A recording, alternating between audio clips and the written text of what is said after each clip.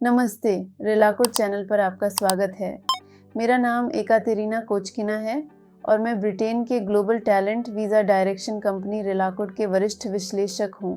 आज के हमारे वीडियो में हम ग्लोबल टैलेंट वीज़ा यूके के दिशा में एक असामान्य केस के बारे में विस्तार से बात करेंगे। हम आपको कुछ हमारे ग्राहकों की कहानी सुनाना चाहते हैं। इन ग्राहकों की प्रोफाइल पहली नज़र में ग्लोबल टैलेंट वीज़ा के लिए उपयुक्त नहीं थी, लेकिन सही जानकारी के साथ केस दस्तावेज़ों में हमने हर ग्राहक के वास्तविक प्रतिभा पर ध्यान केंद्रित किया। इन ग्राहकों के बारे में आगे चर्चा होगी और हमें उनके लिए वांछित वीज़ा प्राप्त करने में सफलता मिली। ये ग्राहकों के बारे में वास्तविक कथानक को पूरी तरह से बयान करने के लिए हमारे लिए एक महत्वपूर्ण कदम था।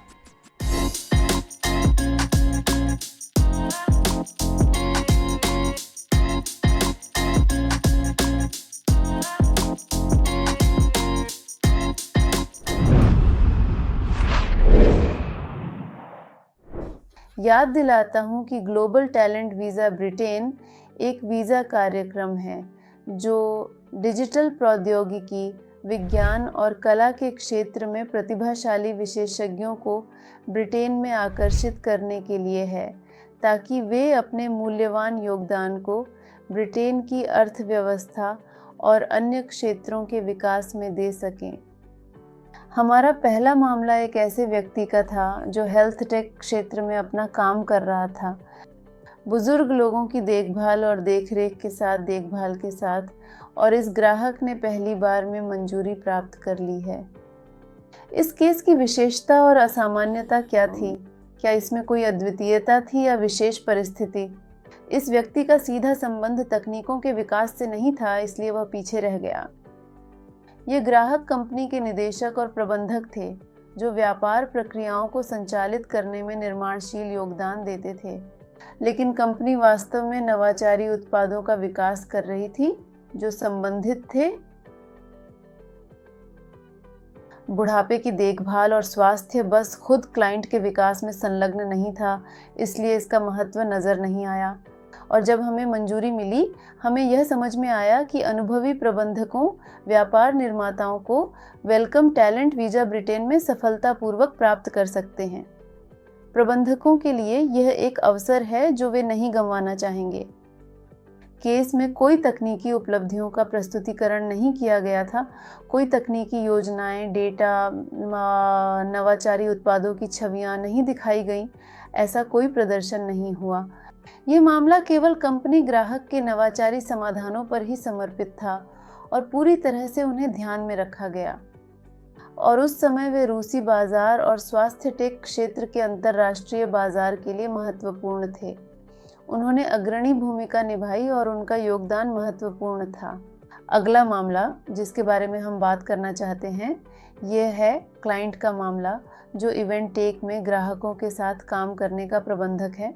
हमारे ग्राहक ने कई बड़ी अंतर्राष्ट्रीय कंपनियों में काम किया है जो कार्यक्रम संचालन के लिए डिजिटल समाधान विकसित करती हैं।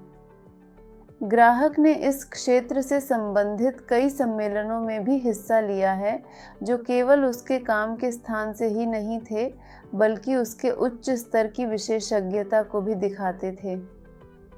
इसके अलावा ग्राहक को माना जाता था उसके पास अतिरिक्त समय और संसाधन भी थे। आयोजन से संबंधित डिजिटल प्रौद्योगिकियों के विकास के लिए आंतरिक और बाहरी पुरस्कार प्राप्त हुए, जिनका उपयोग उन्नति के लिए किया जाएगा।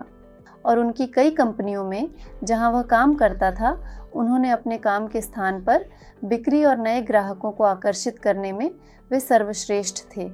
उनकी कार्यशैली ने बाजार में धमाका मचाया।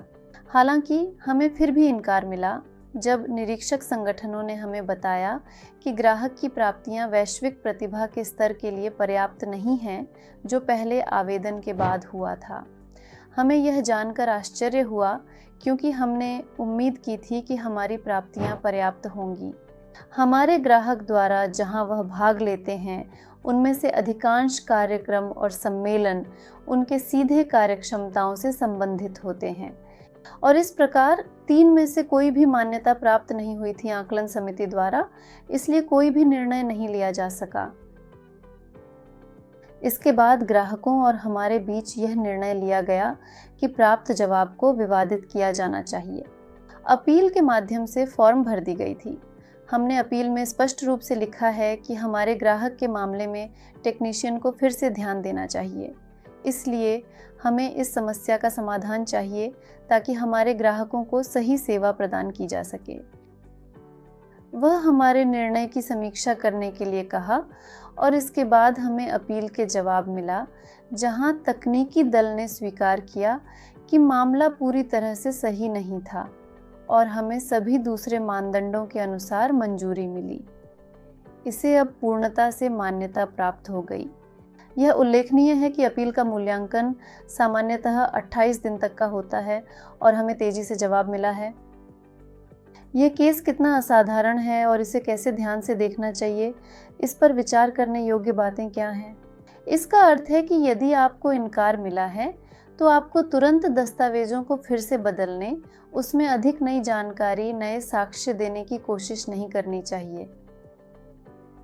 कभी कभी बस बैठने और पूरे मामले पर फिर से नज़र डालने के बाद समझना चाहिए कि जब हम अपील के परिणामस्वरूप मामले की समीक्षा के लिए अनुरोध करते हैं तो तकनीशियन को किस बात पर ध्यान केंद्रित करना चाहिए। ये बहुत कम होता है जब हम अपील के परिणामस्वरूप सभी 3 मानदंडों के लिए मंजूरी और ग्लोबल टैलेंट वीज़ा के लिए पूरी मंजूरी प्राप्त करते हैं, लेकिन यह होता है और यह स्थिति इसकी पुष्टि करती है और ये एकमात्र नहीं है, बेशक हमारे अभ्यास में। तीसरा मामला जिसके बारे में हम आपको आज बताना चाहते हैं, यह है क्लाइंट का असाधारण वादा मामला, जिसे हमने ट्रैक पर दाखिल किया। यह global talent visa track digital प्रौद्योगिकी क्षेत्र में अभी तक 5 साल से कम अनुभव रखने वाले IT विशेषज्ञों के लिए बनाया गया है। इसका मतलब है कि वे अभी तक सीधे वैश्विक प्रतिभा के स्तर तक पहुंच नहीं पाए हैं। यह वीज़ा विशेषता के लिए वैश्विक प्रतिष्ठिति को दिखाने का एक बड़ा मौका है। हालांकि पहले ही प्राप्त परिणामों के आधार पर यह कहा जा सकता है कि उनकी कार्यक्षमता अत्यंत उच्च है, जो उन्हें भविष्य में इस वैश्विक प्रतिभा के रूप में बनने की क्षमता प्रदान कर सकती है। हमारे ग्राहक ने कई नौकरियों पर आवेदन करने से पहले काम किया था और उन्हें IT क्षेत्र में अनुभव सिर्फ उनकी अंतिम नौकरी में ही प्राप्त हुआ, जिससे उन्हें अधिक संभावना मिली आवेदन स्वीकार होने की। उनकी पिछली सभी कंपनियों जो उन्होंने काम की थीं, इस क्षेत्र से संबंधित नहीं थीं, लेकिन वास्तव में उनकी अंतिम नौकरी पर ग्राहक साइबर सुरक्षा के क्षेत्र में नवाचारी उत्पादों का विकास कर रहा था, जो वास्तव में बहुत महत्वपूर्ण है। उनके लिए उन उत्पादों के लिए पेटेंट दर्ज किए गए थे, जहां ग्राहक ने नवाचारी प्रौद्योगिकी के साथी रूप में अद्यतनित और महत्वपूर्ण योगदान दिया था। इसी पर ध्यान केंद्रित किया गया था हमारे मामले में, और पहली कोशिश में ही मंजूरी मिली, जो ये साबित करता है कि इस वीज़ा के लिए उम्मीदवारों को वास्तव में सुपर टेक्नोलॉजिक नवाचारी उत्पादों का कोई महान अनुभव होना आवश्यक नहीं है। इसका मतलब है उम्मीदवारों को इस वीज़ा के लिए बहुत अधिक ज्ञान या अनुभव की आवश्यकता नहीं होती है, इसलिए वे इस वीज़ा के लिए पात्र हो सकते हैं। यदि आप अपनी यात्रा की शुरुआत कर रहे हैं लेकिन पहले ही उपलब्धियां हैं, तो आप इस वीज़ा के लिए आवेदन कर सकते हैं। इसे ध्यान देने योग्य है कि इस ग्राहक के पास कोई सार्वजनिक प्रोफाइल, प्रकाशित लेख, कॉन्फ्रेंस में भाग लेने की अनुभूति और टेक्नोलॉजी संबंधी प्रतियोगिताओं की भी अनुभूति नहीं थी। यही कारण है कि यह डिजिटल प्रौद्योगिकी के क्षेत्र में अपना सफ़र शुरू कर रहा था और इसका एक्सेप्शनल प्रॉमिस ट्रैक के लिए बहुत महत्व है। ये पूरी तरह से सामान्य है और आगे बढ़ने के लिए तत्पर है। किसी भी व्यापक सार्वजनिक प्रोफाइल की आवश्यकता नहीं है, लेकिन यह साबित करना पर्याप्त है कि आपने जिसके साथ काम किया है वास्तव में अभिनव है और प्रौद्योगिकी क्षेत्र के विकास के लिए बहुत महत्वपूर्ण है, इसलिए इसे मंजूरी प्राप्त हुई है। इसे अच्छी तरह से समझें और इसका उपयोग करें। सामग्री को समझने के लिए यह ध्यान देना महत्वपूर्ण है कि ग्लोबल टैलेंट वीक ब्रिटेन में इस कार्यक्रम को बनाया और शुरू किया गया था ताकि देश में डिजिटल प्रौद्योगिकी के क्षेत्र में कुशल कर्मचारियों की कमी को दूर किया जा सके।